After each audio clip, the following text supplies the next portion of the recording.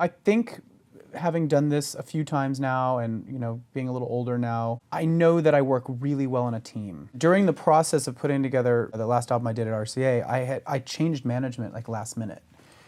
So I had a whole new team kind of coming into play while that project was already well off the ground, which was a bit of a transition and a bit tricky. And that's also part of the reason why I feel like maybe things went the way they did, because things were being changed in the middle of everything. So I sat down and I talked with them, and they said, well, why don't you, get out there and write, just write with people around town. And I said, that's a great idea. So I kind of went backwards and went in, which was great.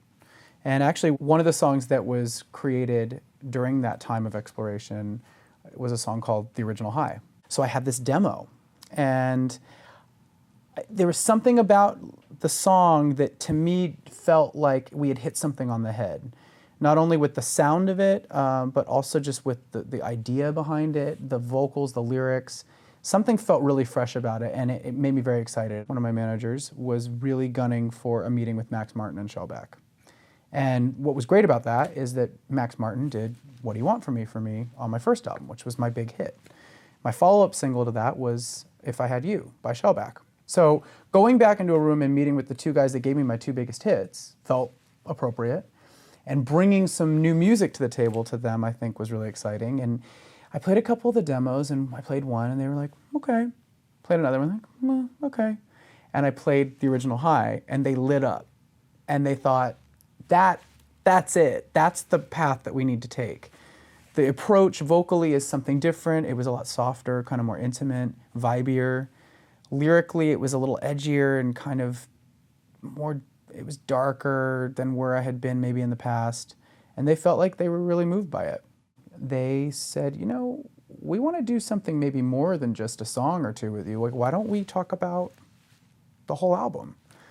Which to me was, at this point I had left a label. I was kind of freaked out by that because I thought, oh God, what am I gonna do?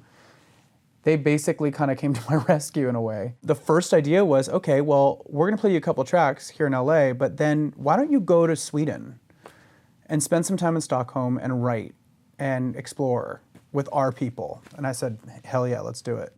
And I went out there and I ended up staying for 8 weeks in Stockholm in February to March, where there's not a lot of sun and it's quite cold for a California boy. But where it was really warm was in the studio. These producers and writers that they brought in were so cool and full of energy and ideas and good vibes. And I got to kind of dive into new sounds, new songs, explore a bit. I think one of the things that make them such incredible producers is that they don't stick to one style. They're borrowing from all sorts of eras and styles and genres, and I don't know, I feel like genre might be a little irrelevant these days. I think defining yourself by a genre kind of just feels a little, it can be limiting, So with this one, I went in there and the goal was more, let's deliver something honest, let's deliver something emotional, let's deliver something that will connect with as many people as possible.